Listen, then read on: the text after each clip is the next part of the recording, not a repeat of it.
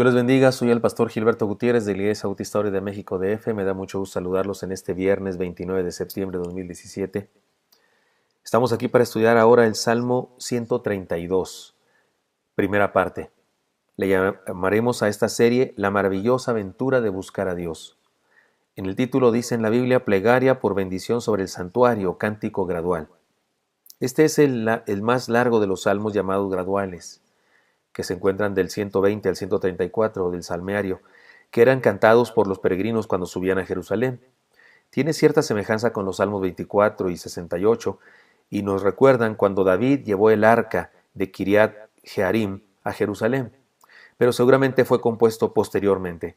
Algunos piensan que es un salmo posexílico, escrito para la dedicación del templo cuando fue reconstruido por Zorobabel, pero el término ungido que se utiliza para el rey nos hace pensar que tiene su origen en la dedicación del templo de Salomón. Zorobabel nunca hubiera permitido que se le llamara así, o en alguna conmemoración de ese evento, la dedicación del templo de Salomón. Varios detalles del lenguaje indican una fecha que es, insisto, anterior, tal vez alrededor del tiempo del hijo de David, Salomón. Leámoslo y reflexionemos en las enseñanzas que nos imparte. La primera enseñanza es esta: busquémosle esforzadamente. El Salmo por completo nos habla de la aventura de buscar a Dios y primeramente nos dice, busquémosle esforzadamente. Antes que nada hay que decir una cosa: Dios nos buscó a nosotros primero. De hecho, nosotros no podemos alcanzarlo, no podemos encontrarlo. Nos es imposible, estamos incapacitados los seres humanos para encontrar a Dios por nuestro esfuerzo. No podemos.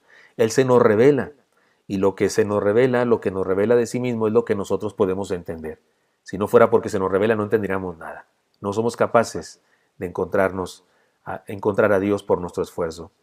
Desde el Génesis se dice que Dios busca al ser humano. Por ejemplo, cuando Adán y Eva pecaron, ellos se escondieron de Dios. Es la naturaleza del ser humano, esconderse de Dios, apartarse de Dios. Pero Dios los buscó a ellos. Dice Génesis 3:9, mas Jehová, Dios, llamó al hombre y le dijo, ¿dónde estás tú? Fue Dios quien bajó al huerto a buscar a Adán y Eva. En el Nuevo Testamento el Señor Jesús dijo que su misión en la tierra fue buscarnos. Leamos. Porque el Hijo del Hombre vino a buscar y a salvar lo que se había perdido. Esto está en Lucas 19:10. Sin embargo, en nuestro libre albedrío, los seres humanos respondemos a Dios buscándole a Él también nosotros. En virtud de que Él nos buscó primero, nuestra búsqueda en realidad es un encuentro inminente, porque la única razón por la que le podemos encontrar es porque Él nos buscó primero. Pero como sí nos buscó primero, entonces podemos encontrarle. En el Antiguo Testamento, el Señor por medio de los profetas dijo, pero así dice Jehová a la casa de Israel, buscadme y viviréis. Esto está en Amós 5:4. Y en Isaías 55:6 dice, buscad a Jehová mientras puede ser hallado, y amadle en tanto que está cercano. Y en el Nuevo Testamento, cuando sus primeros discípulos recién le conocieron, el Señor antes que nada les hizo una pregunta. Y volviéndose Jesús y viendo que le seguían, les dijo, ¿qué buscáis? Ellos dijeron, Rabí, que traducido es maestro, ¿dónde moras? Esto está en Juan capítulo 1, versículo 38. Esta fue una pregunta trascendente.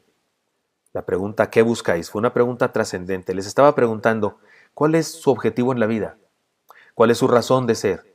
¿Qué esperan de la existencia? ¿Hacia dónde van? ¿Qué es importante para ustedes? ¿Cuáles son sus metas? Es decir, hermanos y amigos, que buscar a Dios es importante. De hecho, es vital. La respuesta define nuestra vida.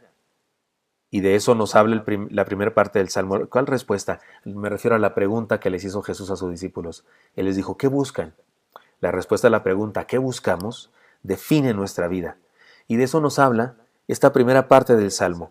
Leámoslo ahora sí el Salmo y reflexionemos en sus enseñanzas. Versículos 1 al 5 leeremos el día de hoy. Acuérdate, oh Jehová, de David y de toda su aflicción, de cómo juró a Jehová y prometió al fuerte de Jacob, no entraré en la morada de mi casa, ni subiré sobre el lecho de mi estrado.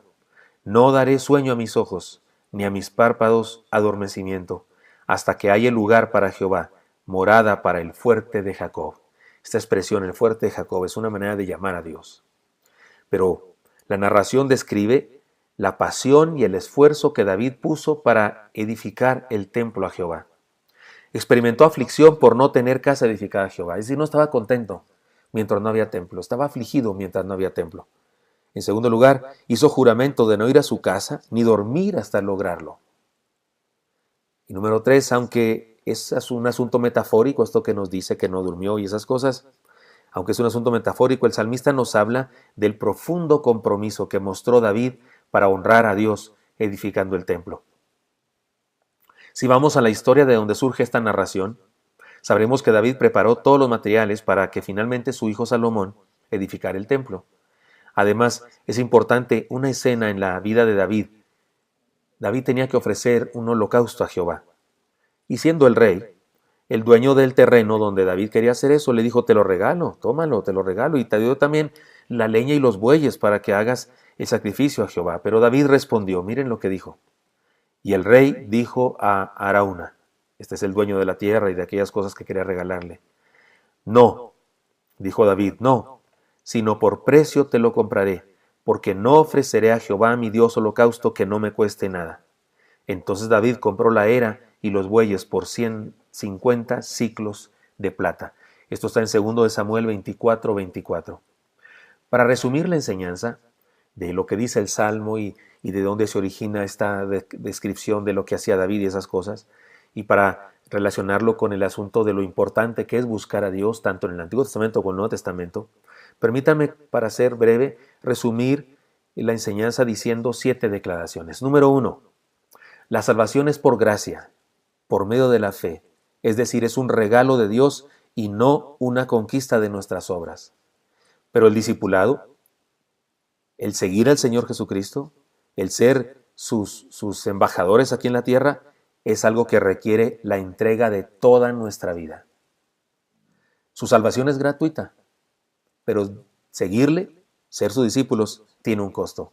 Entregarle toda nuestra vida. Es más, déjeme decirlo de otra manera. Número 2, Dios no pide mucho de nosotros. No, Dios no pide mucho de nosotros. Pide todo.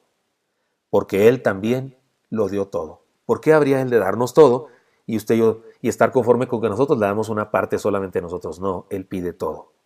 Número 3, cuando somos inconversos, no tenemos nada que ofrecerle a Dios. Solo nuestra fe y la aceptación de su gracia y salvación.